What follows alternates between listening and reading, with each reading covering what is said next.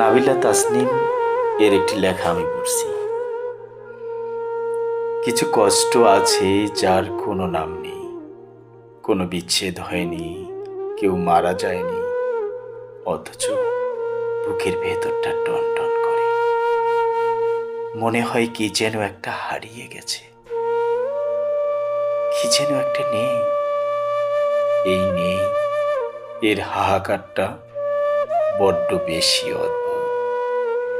ভিড়ের মাঝে হাঁটতে হাঁটতে হঠাৎ মনে হয় আমি এখানে নেই, আমি অন্য কোথাও হারিয়ে গেছি।